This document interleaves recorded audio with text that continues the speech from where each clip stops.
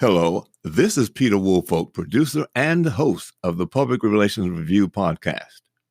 When I conceived this program, my idea was to provide public relations practitioners with a wide variety of solid, useful information and guidance from public relations professionals across America.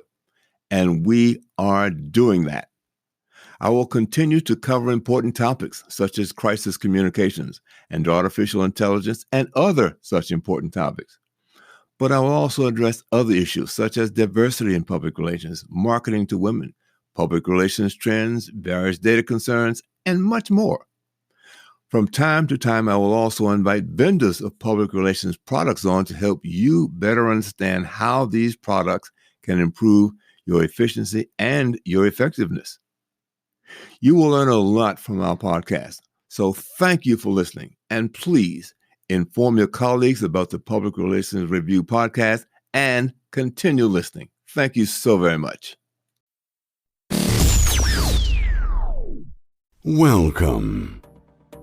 This is the Public Relations Review podcast, a program to discuss the many facets of public relations with seasoned professionals, educators, authors, and others. Now, here is your host, Peter Woolfolk. Welcome to the Public Relations Review podcast. As always, we appreciate our listeners from around the United States and around the world. Our discussion today is twofold: millennials in public relations and public relations in higher education. My guest today is Brittany Smith, a millennial herself. She is the Senior Public Relations Officer at the College of Literature, Science, and the Arts at the University of Michigan in Ann Arbor, where she joins us from today. Brittany leads and supports PR campaigns for the University of Michigan's largest college. From the announcement of the college's new dean to the grand opening of the University of Michigan Museum of Natural History's new $260 million facility, to the launch of a scholarship program for first-generation low-income students. She works closely with her team to tell the story of literature, science, and arts to the public at large, local, national, and international media. Brittany has nearly a decade of experience in higher education and nonprofit communications. This experience has earned placements in various media outlets, including National Public Radio, the Chronicle of Higher Education, the Detroit Free Press, the Financial Times, and the Associated Press. A Detroit native, Brittany graduated from Michigan State University with a bachelor's degree in journalism and earned her master's degree in public relations and organizational communications from Wayne State University. Brittany, welcome to the program. Hi, Peter. Thank you for having me on here. I'm very excited and grateful to be speaking with you this evening. Well, good. Since we mentioned millennials, and you are a millennial, so what are millennials looking for in a public relations career? Sure thing. So I think that, as a millennial, we're looking for a few things. Of course, we're looking for work-life balance. I think we're also looking for places where we can work that allow us to be multifaceted, where we're able to create strategy and we're able to write as well as doing PR and media relations work. And I think we're looking for places that understand the value of public relations. I think that I'm fortunate enough to work at a place where people get it, but I know that that's not always the case. And especially working in higher ed, sometimes you may encounter folks who see PR as a one-size-fits-all sort of space, and that's just not true. But being able to work in a space where people understand, the value of PR and understanding that, everything may not be newsworthy, but we can try and dig deep and find those nuggets that we can share out and promote to the general public. So those are just a few things that I think of when we talk about what do millennials want in PR. Well, when you mention those things, how do you suggest that the millennials go about identifying places that do have those kinds of work things that they can do to meet those demands and needs? That's a great question. I think for one, you definitely have to research different places that you might be interested in working in. That was one of the things that I did when I was looking to work in higher ed. What places would be great for me to really be able to foster my talents and really showcase my skill set. Being able to talk to people and building relationships with people. Relationship building is so important in PR, and being able to have mentors and peers that you can connect with and reach to be able to help you foster your craft. So those are just a few things that come to mind for sure. Well, now millennials are looking for certain things now in terms of their bringing certain skills, because millennials, PR encompasses a lot. And so I'm wondering if, when millennials are going through their preparation, and are they looking at all of the communications channel? Of course, and I'm sure for the millennial population, they focus on social media. But, yes, newspapers are still viable communications channels. Television is still there. Radio is still there, and a few others. Do they continue to prepare themselves using all of those channels? Because depending upon the audience you're trying to reach, some of those channels are going to be necessary in the planning. Mm-hmm. Yes, I definitely think that we should use all sorts of channels, whether it's traditional, whether it's social media, whether it's broadcasting, just to make sure that you're well-rounded in this space. Because when you're interacting with journalists, you're not just interacting with journalists who are millennials, right? So you're dealing with, veteran journalists who may prefer to communicate, in person, or they may prefer to communicate via phone. I think it's important just to make sure that you tap into all of those different channels. But I will say that social media is definitely one channel that I use a lot of when it comes to promoting different news announcements, and when it comes to reaching out to journalists. I noticed that a lot of them use Twitter, for instance, to get news tips. And they're like, hey, I'm looking to speak with a few students who are from a rural community who go to U of M, who can I reach out to? So I definitely would say, utilize all of the different channels, whether it's print, whether it's broadcast, just to make sure that you're well-rounded. But I would definitely say I'm a bit biased in this space as well, because I do tend to use a lot of social media when it comes to PR, and to definitely use that route as well. When I look at, as I read in your introduction here, the announcement of the University of Michigan's Museum of Natural History.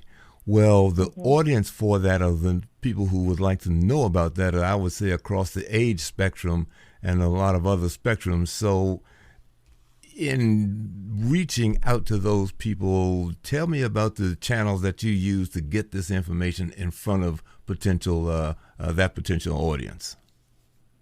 Sure thing. Well, I would say, for one, I'm fortunate to work in a space where we have resources to reach out to people, whether it's PR, whether it's print, whether it's web. And so we were able to reach out to various audiences using those different channels.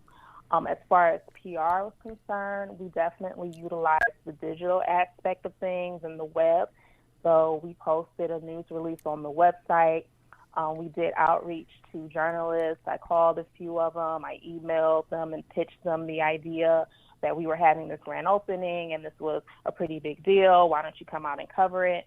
And definitely use social media as well to reach out to different journalists in the local area. But like I mentioned as well, we also had, print materials that we posted throughout the Ann Arbor community. We posted materials on buses, light poles, things of that nature. So it wasn't just, web or just digital. We definitely reached out through different channels as well, including print.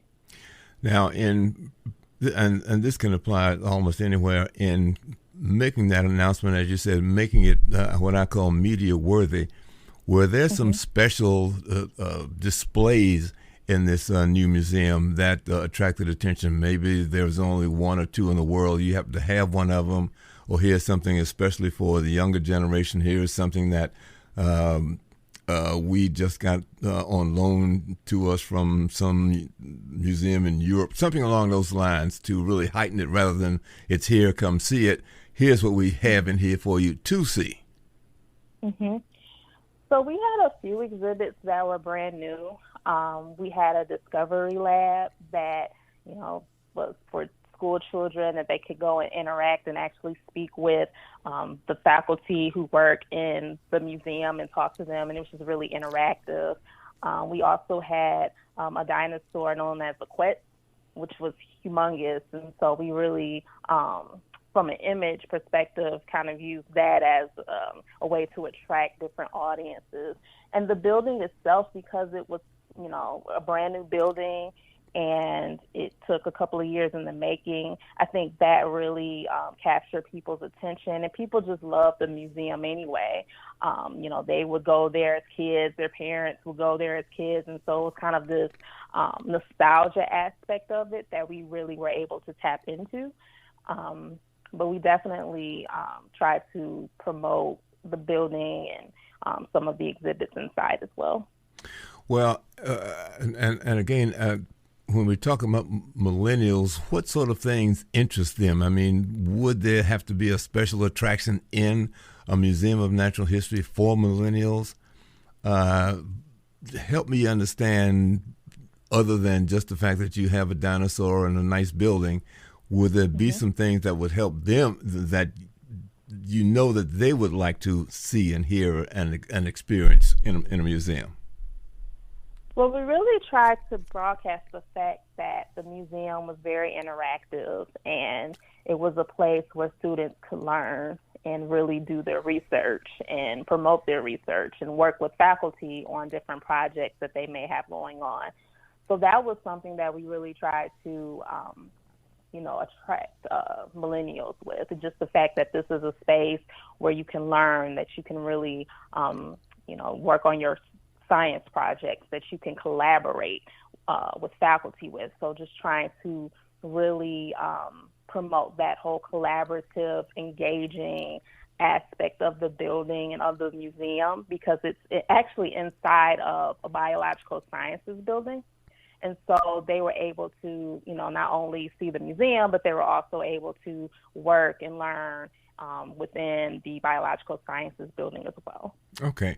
Sort of getting back to preparation for millennials, in terms of the School of Communications, and particularly in public relations, are they still encouraging people to, understand that television is a medium, how to prepare, how to pitch people, not people, but pitch reporters or assignment desk to cover a story? Do they still go through that exercise in undergraduate school?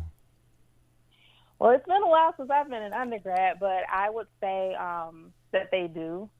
But I definitely think that the, social media aspect has really, taken precedent over television and just traditional, just because so many journalists utilize, Twitter, for instance, to really, get stories out there and to get story ideas. Mm-hmm. So I would say that, social media, if anything, is really kind of taken a precedent over that. Okay. All right. Well, let's shift now. Now you had mentioned that you're in higher education, and you needed public relations specifically for this Natural History Museum. So what are some of the other concerns or issues that you've seen in higher education related public relations that could use some improvement or need some adjustments of some kind? Sure. So I see a few challenges that we face as PR professionals in higher ed. One is just getting people to see and understand the value of public relations. And as I mentioned earlier, I'm fortunate enough to work at a place where I feel like people understand it, they get it, but we know that that's not always the case. And so for situations where that's not the case, making folks understand that, everything is not necessarily newsworthy just because you're working on, a research project about, something doesn't necessarily make it timely. And so being able to work and build partnerships within the university with whether it's administrators or faculty members or staff, and really being able to establish a relationship where we can ask those questions. Is this timely? Does this impact a great number of people? Is it relatable to a general audience? Being able to ask those questions and kind of brainstorm and strategize. I think that's very important, and I know a lot of times that's not always the case in higher ed. I think another challenge is just being able to keep up with an evolving higher ed landscape. Right now, I feel like affordability and access and the issue around free speech and, diversity are kind of top issues, right, that come to mind. But will that change next year or 2 years from now? So you have to constantly keep your finger on the pulse of what's going on in higher education and just being able to just remain on top of it, making sure that you're reading, various news outlets and, keeping in contact with higher ed reporters to find out what exactly are they talking about? What are they covering? What are they interested in? And then another thing that comes to mind is just building and maintaining relationships with higher ed journalists. I found to be kind of a challenge because, unfortunately, journalists are doing more with less. And oftentimes, with a lot of outlets, there's only one higher ed reporter that's covering all of the universities. And so they're kind of stretched out thin. So in that case, I have to be more creative and thoughtful when I'm pitching to them, right? So I have to, make sure that I'm providing them useful factoids, that I'm responsive to them, providing multimedia assets, whether that's the video that we've produced or imagery or, something of that nature, and just making sure that when I am pitching to them that I keep it short, simple, and straightforward because, a lot of times they're bombarded with emails. So you want to make sure that, when you're pitching to them that it's something that will pique their interest and make them want to open the actual email. And making sure to just stay in contact with them and maintaining those relationships. And like I said, it can be a bit of a challenge, too, because the turnover can be so high. So like I said, just making sure that you're keeping in contact with them and maintaining those relationships with them as well as their editor as well. Well, somewhat of a relatable experience. When I worked for Congress, one of the things that helped me get a lot of stories in place was to make sure that I gave that reporter everything they needed for that story. Because legislation can be very, very dull. And I have to be able to answer the question. And then you've got some journalists who might, obviously you've got those who are trade people or who know that subject matter. That's one thing. But for the general assignment reporter, you've got to give it all there to them. Here's the story, here's the senator, here's some photos, here's some other things, graph charts and so forth. So the story is complete. And they don't have to work as hard. The other thing, particularly having been a VP of communications at a university, those professors, you're absolutely right. They're in there working their little buns off to get whatever it is they're doing, and it's nice, bright, and shiny, but nobody understands it. So part of the first thing that has to happen is that they have to be able to explain, and you has to be able to explain to the public what's in it for me. Answer the so what question. You put together this whiz bang thing, but so what? So if you can't really answer that, the traction doesn't get there with the general public because they don't understand it. Right. And that's something that I'm always keeping in mind when I'm reaching out to reporters about a story idea. Does this have an impact on people? Like, why would they care about this? Why should they care about this? Is it relatable? And so I'm always just keeping that in mind and making sure, that part of my job as a public relations professional is to make the journalist's job a little bit easier. Absolutely. So like you said, providing them as much information, all of the information that I can so that they can write the story in a very thoughtful and well-written way. Mm-hmm. And, I find that they're very appreciative of that. And then another thing that I like to do as well as in addition to pitching and providing them information, I like to set up introductory meetings the beginning of the school year, sometimes in the summer, just to kind of build that familiarity with them. And so, for instance, we have a new dean on board, and, one of the things that we wanted to do was have her connect with local journalists in advance, just so that they know her face and she can talk about the different things that we have going on at LSA and our priorities and, just the latest happenings, right? So that when they are working on a story related to higher ed, related to U of M, she's one of the first people that come to mind. So I just think relationship building is so vital, especially in this space, in order to, get the story out there that we want to. Mm-hmm.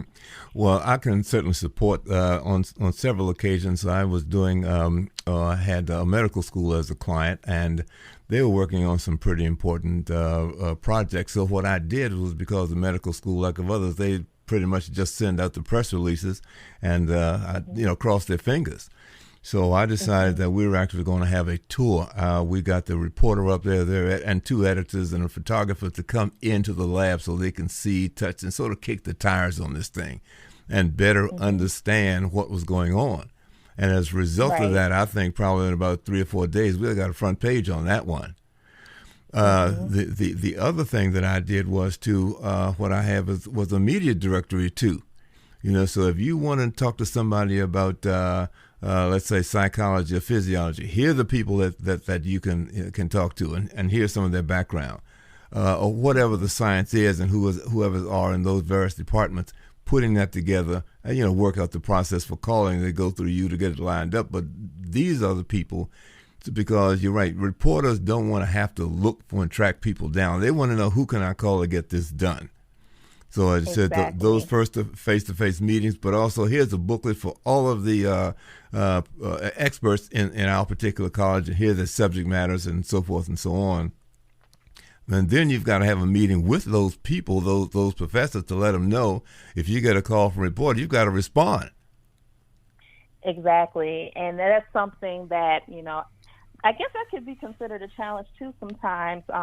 Faculty, they're so busy, they're teaching and they're working on research and just doing scholarly projects that they may not always be aware that a reporter wants to speak with them right now. It's time sensitive.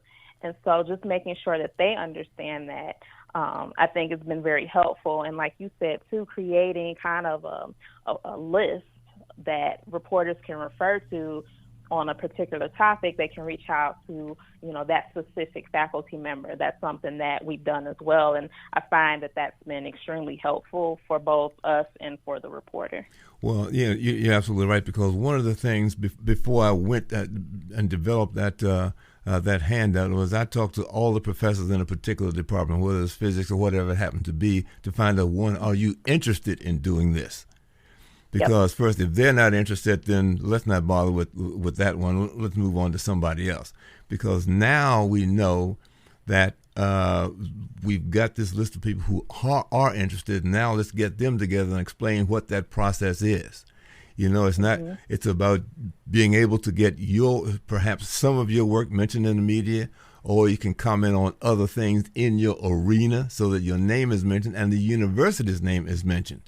So it's building those kind of relationships, and how do we help make that happen?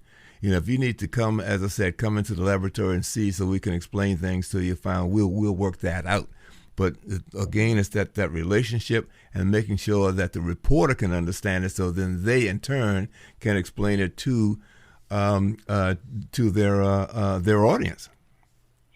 Exactly, and I have an example of that. Late last year, when I was reaching out to reporters that just started working at LSA, and I really just wanted to build familiarity with them. And there was one reporter who worked at the Hessinger Report, who collaborated with NPR. And I had actually worked with him months prior when I worked at a different unit within U of M. And he said he was interested in connecting with students from rural communities and first-generation students. And so I kept that in mind, and we had an announcement of a program that we were launching called the Kessler Scholars Program, which provides wraparound financial, academic, and social support for students who are first generation. And so I remembered that, and I reached back out to him and said, hey, we have this program launch. Would you be interested in connecting with, the program coordinators and the students? And he said, you know what, as a matter of fact, I would. And I want to actually come out there and visit and shadow some of the students for 3 days. And so he came out there along with a reporter from NPR, and for 3 days they shadowed students. They went to their dorm rooms. They went to them on lunch. They actually sat down, had a Q&A style conversation with them, and we ended up getting a media placement out of that a month later. So, yeah, I definitely agree that relationship building is just key, and being able to maintain that relationship is key as well. Well, another thing that that happened, and maybe sort of getting to the tail end of things here, but when I was on Capitol Hill, a lot of, and this was a few years back, there was something going on, or in the process beginning to go on, that the United States was going to build. It was called a superconducting super collider. This is going to be a very massive piece of scientific equipment that they had to actually had to dig a huge space in the ground, I don't know, maybe a couple of miles in circumference, so forth and so on. And then they would spin these atoms and they would bang into each other and release this, that, and the other, and all for the benefit of mankind. Well, the problem that happened was when it came time to explain exactly what this thing did and how it could benefit people, they assigned scientists to it. Well, the scientists explained it in scientific terms. So for general public said, okay, but what does all that mean to me?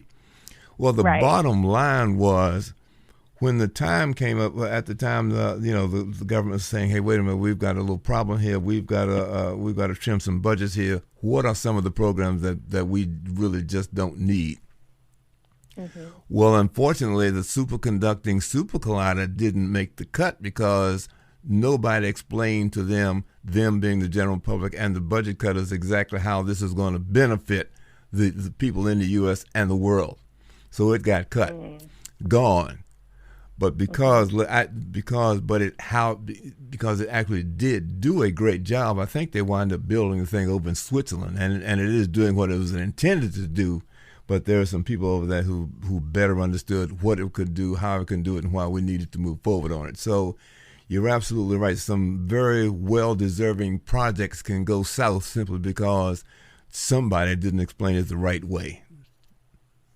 Yeah, explanation is key. You have to explain it so that, the public can understand it and reporters can write about it. That's right. What's in it for me? Answer the so what question. What is in it for me? Exactly. Well, Brittany, this has been a very, very enlightening and enjoyable conversation. I am so glad that you were able to join us today. Thank you again for having me. This was a great conversation. I hope I was able to provide some insight for you. Well, you certainly did that. So let me say thank you again to Brittany Smith at the University of Michigan in Ann Arbor. And let me encourage again all of our listeners to the Public Relations Review to continue listening and let your friends and neighbors know as well. Thank you so much, and join us for the very next edition. This podcast is produced by Communication Strategies, an award-winning public relations and public affairs firm headquartered in Nashville, Tennessee. Thank you for joining us.